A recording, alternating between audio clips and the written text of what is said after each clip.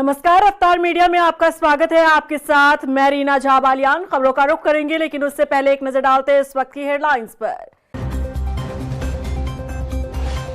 अल्पसंख्यक अधिकार दिवस पर आयोजित कार्यक्रम में पहुंचे सीएम धामी। कहा, अल्पसंख्यक कल्याण के लिए चलाई जा रही कई योजनाएं, आर्थिक और सामाजिक विकास पर सरकार का फोकस।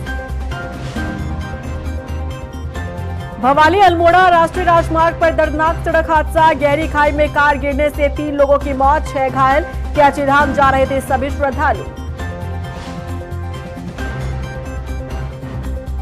हरिद्वार में अवैध खनन कारोबारियों के हौसले बुलंद। प्रशासन की नाक के नीचे रात के अंधेरे में धड़ल्ले से हो रहा अवैध खनन। ग्रामीणों ने अधिकारियों पर लगाया मिलीभगत का आरोप।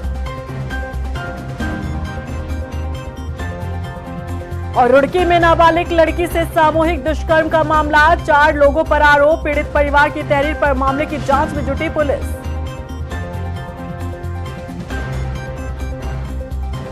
और चलिए अब बुलेटिन की शुरुआत कर लेते हैं। विश्व अल्पसंख्यक अधिकार दिवस के मौके पर देहरादून में आयोजित कार्यक्रम में मुख्यमंत्री पुष्कर सिंह धामी ने शिरकत की। इस दौरान सीएम धामी ने कहा कि अल्पसंख्यक समाज के आर्थिक और सामाजिक विकास के लिए कई जनकल्याणकारी योजनाएं चलाई जा रही हैं। मुख्यमंत्री ने बताया कि आज प्रदेश में अल्पसंख्यकों के लिए शिक्षा, रोजगार, प्रशिक्षण और स्वरोजगार को बढ़ावा देने के उद्देश्य से चलाई जा रही अब्दुल कलाम और हुनर योजना अहम भूमिका निभा रही है। उन्होंने कहा कि एक समान शिक्षा के लिए अल्पसंख्यक शिक्षा से जुड़ा नया कानून भी पास किया गया है। विश्व अल्पसंख्यक अधिकार दिवस के अवसर पर मैं सबको बहुत बधाई देता हूं, शुभकामनाएं देता हूं।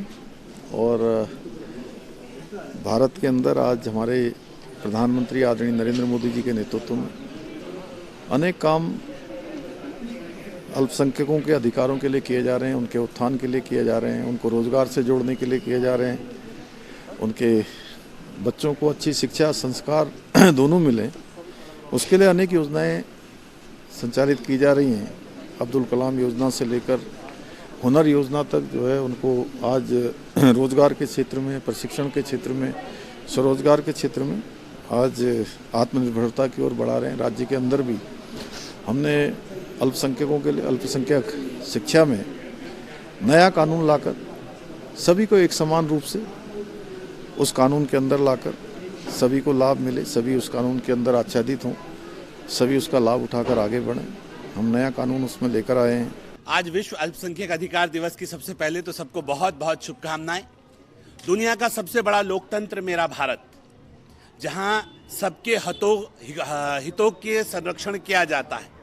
आज हमसे, मुझे लगता है, एक भारतीय मुसलमान होने के नाते, एक भारतीय अल्पसंख्यक होने के नाते, मैं पूरे विश्व के और खासकर अपने पड़ोसियों को ये बताना चाहता हूं कि अल्पसंख्यकों के जो अधिकार हैं उसके हितों की रक्षा कैसे की जाती है, ये भारत से सीखना चाहिए। ये पाकिस्तान को भी सीखना चाहिए, ये बांग्लादेश को भी सीखना चाहिए कि कैसे अंतर्राष्ट्रीय अल्पसंख्यक अधिकार दिवस, जो यहाँ माइनॉरिटी है वो कहीं ना कहीं मेजॉरिटी है। हाल ही में दिल्ली की रामलीला मैदान में कांग्रेस की महारैली हुई, जिसमें पार्टी ने अपना दमखम दिखाया। इस रैली के बाद सवाल उठ रहे हैं कि क्या दिल्ली रैली का असर उत्तराखंड पर भी पड़ने वाला है? कांग्रेस की ताकत का असर क्या 2027 चुनाव में दिखेगा? क्या दिल्ली की गूंज पहाड़ तक पहुंचेगी, या फिर उत्तराखंड कांग्रेस का भार सिर्फ कांग्रेस प्रदेश अध्यक्ष गणेश गोदियाल के कंधों पर ही रह जाएगा? देखिए रिपोर्ट। दिल्ली रैली में कांग्रेस ने दिखाया दमखम। दिल्ली रैली का उत्तराखंड पर कितना होगा असर? दिल्ली की गूंज क्या पहुंचेगी पहाड़ तक? 2027 में क्या कांग्रेस दिखाएगी ताकत? उत्तराखंड में कांग्रेस लंबे समय से सत्ता से बाहर है। पिछले विधानसभा चुनाव में संगठनात्मक कमजोरियों और आपसी खींचतान पार्टी पर भारी पड़ी। अब 2027 की तैयारी के बीच कांग्रेस एक बार फिर खुद को मजबूत करने की कोशिश में जुटी है। प्रदेश कांग्रेस की कमान इस वक्त गणेश गोदियाल के हाथों में है, जिन्हें एक जमीनी नेता माना जाता है और जो संगठन को बूथ स्तर तक मजबूत करने की बात कर रही हैं। लेकिन सवाल है कि क्या दिल्ली में उठे राष्ट्रीय मुद्दे उत्तराखंड की स्थानीय राजनीति से जुड़ पाएंगे, जिसे लेकर पूर्व मुख्यमंत्री हरीश रावत का कहना है कि दिल्ली में जो ऐतिहासिक महारैली हुई, उसमें जिस तरह से कांग्रेस का कार्यकर्ता और आम जनमानस जुड़ा, उससे पार्टी के कार्यकर्ताओं का आत्मविश्वास कई गुना बढ़ा है। अभूतपूर्व रैली हुई, कार्यकर्ताओं में अभूतपूर्व उत्साह था। एक बहुत ही शक्ति और प्रेरणा देने वाला उत्साह कार्यकर्ताओं में था और रैली का प्रभाव दिखाई दे रहा है, क्योंकि रैली को लेकर के जिस तरीके से भाजपा बौखलाई हुई है और कुछ अनर्गल आरोप लगा करके संसद को बाधित करने का काम कर रही है, उससे ये स्पष्ट हो गया है कि हमारी रैली सफल हुई और सफल ही नहीं हुई, 2027 का और 2029 का रास्ता बनाने में ये रैली महत्वपूर्ण भूमिका अदा करेगी। हालांकि उत्तराखंड की सियासत हमेशा स्थानीय मुद्दों के इर्द गिर्द ही घूमती रही है।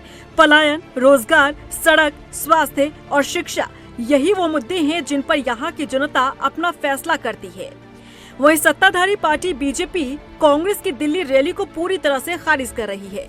बीजेपी के प्रदेश प्रवक्ता मथुरा जोशी का कहना है कि कांग्रेस की रैली का असर न देश पर पड़ेगा और न ही उत्तराखंड विधानसभा चुनाव पर।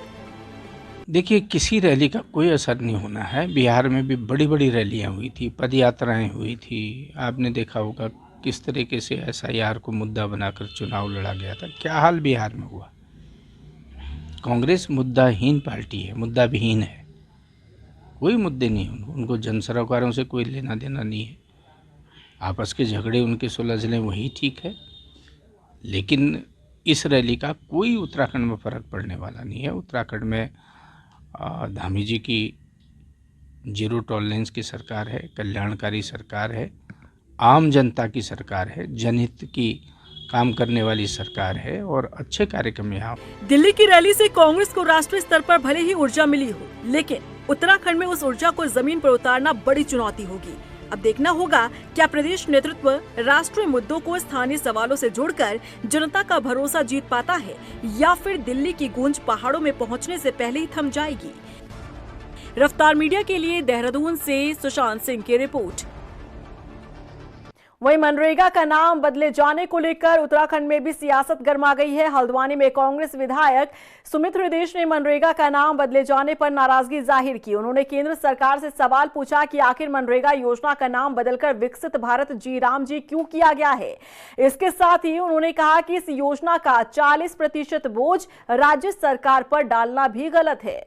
नहीं, सबसे पहले तो हमारे राष्ट्रपिता महात्मा गांधी जी के लिए, या मैं तो ये समझता हूँ राष्ट्र का ही अपमान हुआ है कि उनके नाम की योजना, चलो समझ में आ सकता है कि भाजपा का एजेंडा है गांधी नेहरू परिवार के खिलाफ।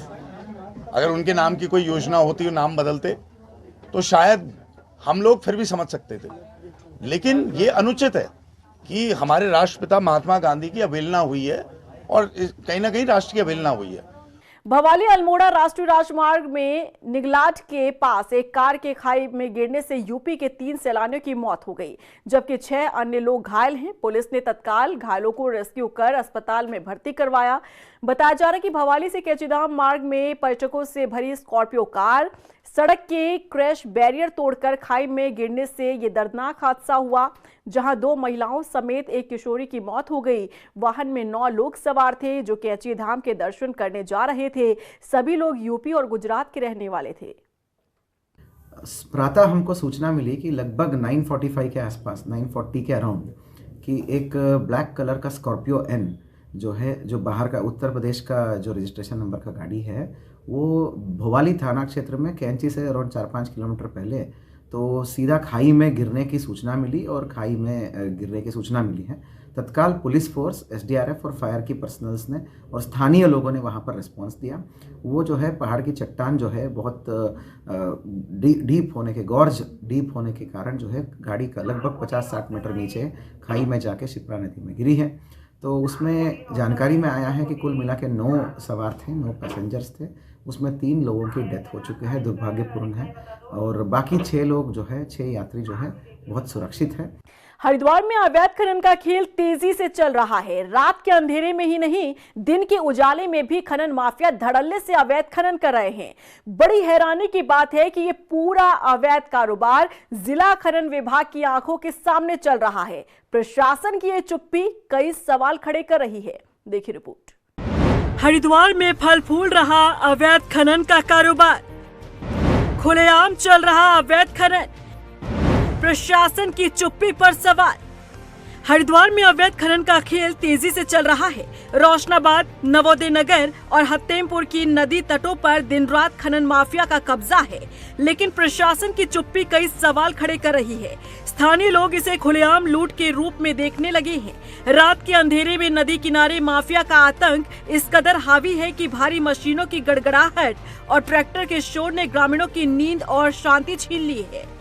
हैरानी की बात तो ये है कि ये पूरा अवैध कारोबार जिला खनन विभाग की आंखों के सामने चल रहा है। जहां ये अवैध खनन चल रहा है, वहां से प्रशासनिक दफ्तर बस कुछ ही दूरी पर है। कार्रवाई के नाम पर कुछ ट्रैक्टर को सीज किया जाता है, लेकिन जिला खनन विभाग अवैध खनन पर लगाम लगाने में नाकाम है। जिस नदी में अवैध खनन का खेल जारी है, वहां का जायजा लेने हमारी टीम ग्राउंड जीरो पर पहुंची।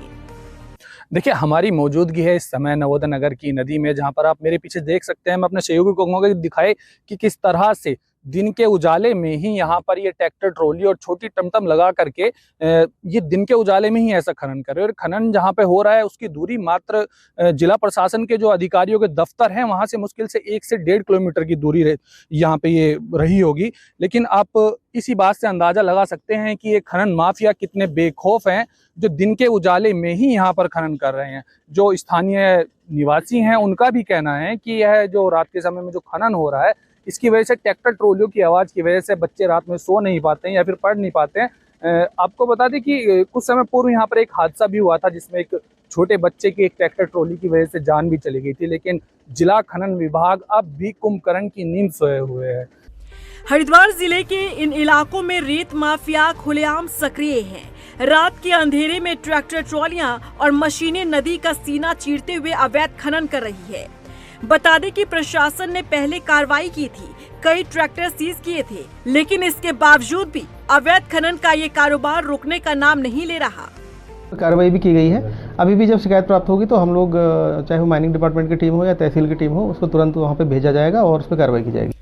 हालांकि एक बार फिर प्रशासन हरकत में आया है। जिलाधिकारी मयूर दीक्षित ने अधिकारियों को सख्त निर्देश जारी किए हैं। जिलाधिकारी ने कहा कि अवैध खनन बर्दाश्त नहीं किया जाएगा, दोषियों के खिलाफ मुकदमे दर्ज किए जाएंगे और संबंधित अधिकारियों की जवाबदेही तय की जाएगी। मैटर संज्ञान में आया था, हमने कार्रवाई करी थी, कुछ ट्रैक्टर ट्रॉली पकड़े भी थे।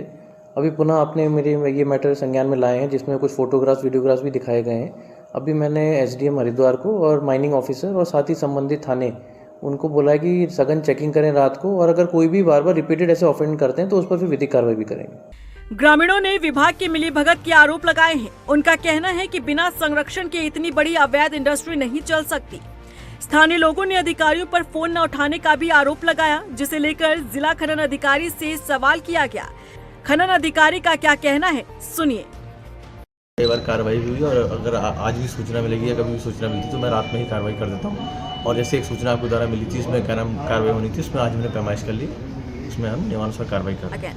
स्थानीय लोगों का कहना है कि शाम ढलते ही नदी किनारे भारी हलचल शुरू हो जाती है। पहरेदार, ट्रैक्टर ट्रॉलियां, बगियां, टेम्पो और मशीनें, सब कुछ मिनटों में एक्टिव हो जाता है।